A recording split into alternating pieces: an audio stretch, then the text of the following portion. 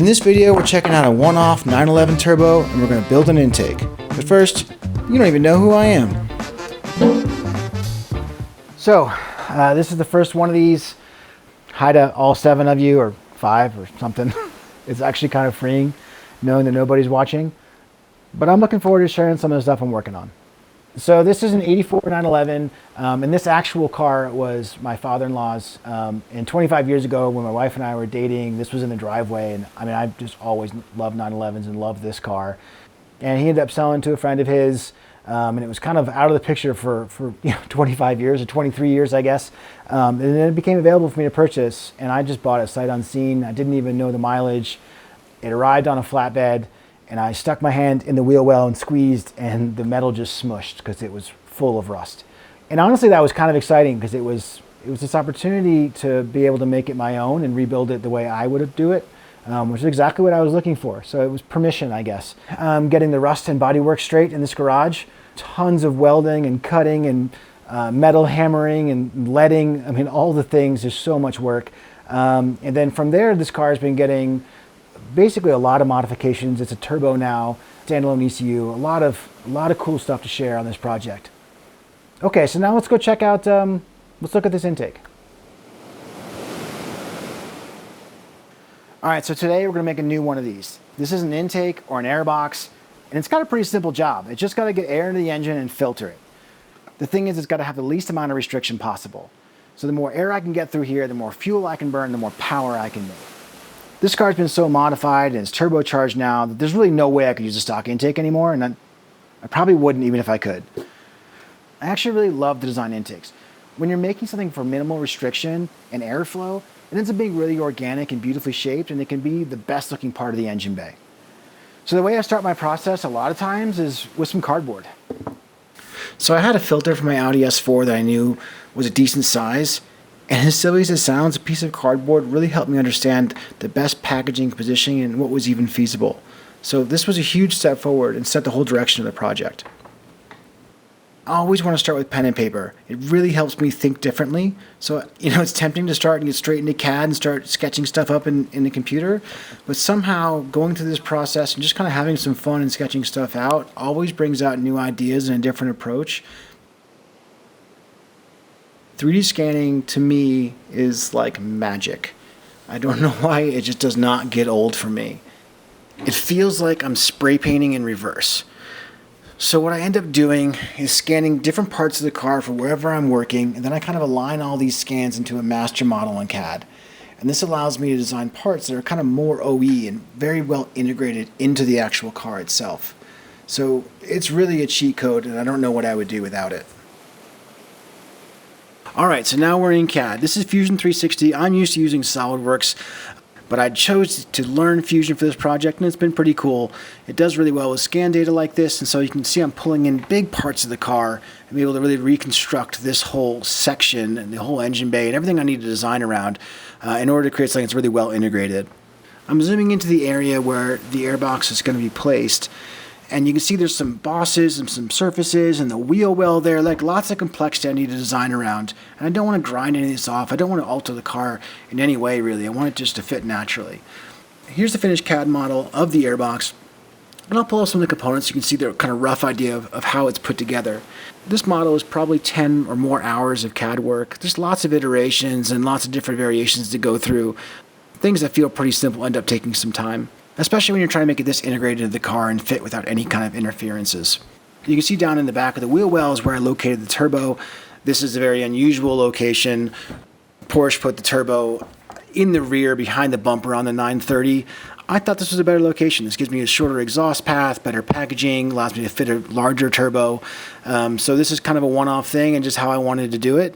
But you see how the air intake integrates into there while avoiding any kind of potential conflicts with the wheel well and the wheel and those sort of areas. The exhaust is all 3D printed stainless steel. We'll talk about that in a different video. But also the intake manifold with an integrated intercooler. But again, that's kind of a topic for another day. Now, lucky for me, this thing fit first time around. Just kidding, not even close.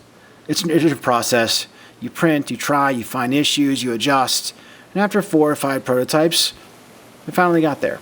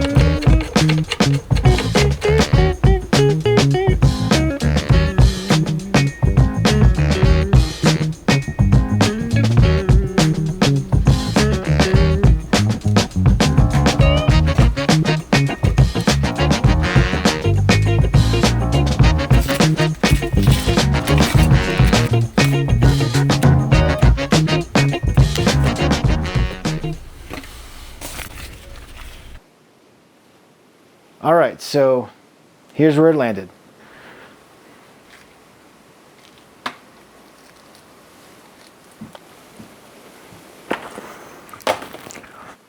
Before I print anything final, when I'm using fancy, expensive filament, I usually print something at a smaller scale. This is 50% scale, so it uses, what is that, 2 to the third, 1/8 the plastic.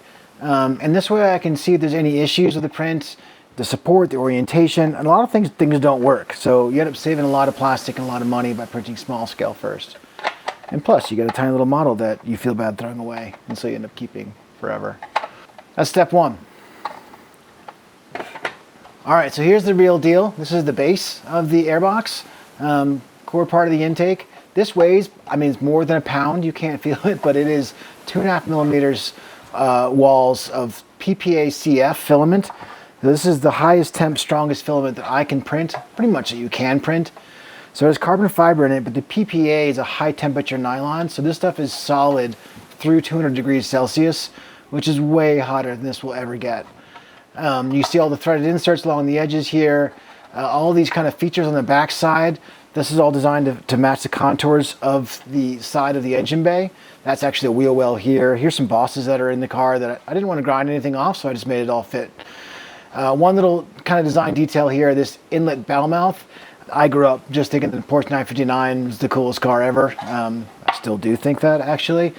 And if you remember that car, it has this long bell mouth along the top edge of the engine bay. And so I wanted to kind of borrow that look and that feel, and that's how this ended up getting designed the way it did. All right, next up is the filter. So I've used ITG filters forever. Back when I used to do Porsche and Mercedes cars, I always opted for ITG. I just like the materials, I like their construction, and I don't know, to me they're just the most legit. This is actually for an Audi S4 V8, just a size I was familiar with. So this filter, I can get a replacement for it, I can re-oil it, all those kinds of things, and it fits right in here. So there we go. So again, air is going to enter in from the engine bay into here and go through this filter. Now the air entering into the engine bay, it's okay that I don't have an inlet duct leading directly to the deck lid, because the air in the engine bay of an air-cooled 911 is cold, because fresh air is getting sucked in there by the fan and it's not getting heated the way a normal car would by the radiator. So that is nice cold air. I feel good about using that air. All right, so great. Now let's look at the cap. All right, now let's check out the lid. We're kind of getting through the assembly here. You know, this ended up getting designed in 2.5 millimeter wall PPA CF, just like the other parts. You know, kind of sculpted and contoured this the best I can so the air coming through the filter hits no kind of rough transition and has low restriction going into the actual inlet ducting that goes to the turbo here. Now these ports here, they're 1-inch ports. That's one for the turbo bypass and one is for the engine breather. I originally had these 3D printed in plastic too, but I was sitting there and I was thinking, you know, my kids are going to have this car. If someone over tightens a worm clamp on this, it's going to smash the plastic and they're going to be SOL. And so I made them out of aluminum. This 3D printed aluminum. And again, just like this is an heirloom. This has got to last forever. So that aluminum is bonded into there. At the kind of angles we got going on here, the idea is I don't really want the bypass and the breather just dumping all of their air onto the filter. So this directs it back toward the turbo intake. So that's the intent of that there. So that's the cap. We'll put that on. Fits on like that. All right, I'll screw it on. And hopefully we can fast forward so you don't have to watch all this. Fasteners. I used a lot of M5 in this car. I try to stick to only a few different sizes of bolts when I'm designing stuff so that there's consistency. They're Phillips head for a reason, because I think Phillips head makes it less likely someone will over torque them in the future. I think when you see a Phillips head screw, you kind of have a sense, yeah, I shouldn't tighten that too much. Even though there's heat set inserts in here, they'll break at about 5 Newton meters of torque. One of the uses of all those prototypes is getting this crush correct. So making sure that the filter gets squeezed between these two halves just the right amount. That took a couple different iterations to get that right. There's your last one. All right, so lid's on. There's your completed airbox. But we are not done yet. So we'll call this the snorkel. The snorkel is how air gets from the airbox into the turbo. It's really important, again, that we don't add restriction into this. So the area of this pathway all the way through is equivalent to the same area as the inlet of the turbo, which is 3 inches. So it's a really big inlet, way oversized to the power we're going to run, but we might as well have no additional restriction. A couple of details here. It has an O-ring here to seal it against the airbox. That's 100% unnecessary, but to me it feels really good just to know that it's perfectly sealed, and I could, so I did. You see the bends here and kind of this transition from the ovalized section to the round section. That was a bit of a trick to get that right in surfacing. Now this dent right here, that is to clear the coil. And so that's one of those things where you make a prototype and you realize you have some interference between the coil and this part. And I want to have it serviceable and the coil removable with this in place. So that required a small cut out there, but it has a really minimal impact on flow. Lastly, there's a little temperature sensor here. This is from a 1.8T Audi. I like these temperature sensors. They work well. They react super fast. So I added one of those on there. This will give me my ambient air temperature. Again, because air is coming into the engine bay, going through the filter and straight into here. It's really not done anything yet, so it should be very close to ambient, which is a great piece of data to have. All right, so let's put it all together now. All right, so we got our intake here, and our snorkel goes on like that. We're gonna have to get our screws started. Cross-threading them. Again, same size screw. Kind of designed these lengths so I could use the same fasteners whenever possible. Somebody 30 years from now will be like, oh, that's cool that I didn't mix up the fasteners because they're all the same. You are welcome, whoever you are. Hopefully one of my kiddos. Tightening now. Ooh, I got it very often, I guess. All right, so that's the final assembly. Not too many components, was able to keep this one pretty simple, which is always better. Just as a reminder for kind of what's happening here, air is going to be coming in the inlet here, going through the filter element, and that nice clean air is then going to get sucked down through here, out, and then into the turbo. And that's that kind of short, direct path we're looking for the turbo. All right, so could a cone filter have been used instead? 1,000,000%. A simple cone filter on the turbo would have worked totally fine. This doesn't make any more power than that. I mean, there's some reasons why this probably is a little bit better for rainwater and stuff like that, but really, I did this for me. It's not defensible. I just like that it's more OE. It feels finished. It feels like something I'm going to be proud when someone pops the deck lid 30 years from now and they see this in there. Alrighty, let's put it on.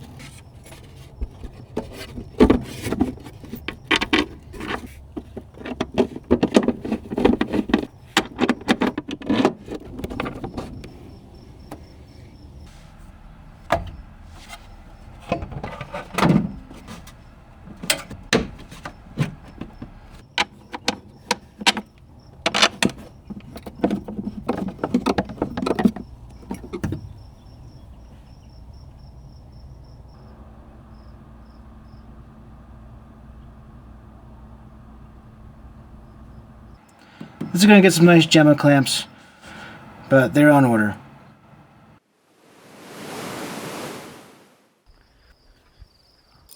All right, so that about wraps things up. It's one day of filming. It's the story of the intake and the airbox, kind of why I made it, how I made it, and I don't know, why it means something to me too. There's a lot more to share. I got the 3D printed exhaust manifold, a one-off intake with an integrated water air cooler, lots of geeky stuff, and the whole restoration too. So if there's 2 of you left, which might be a little optimistic, let me know what you want to see. Put it in the comments, and that would absolutely make my day. And yeah, thanks for watching.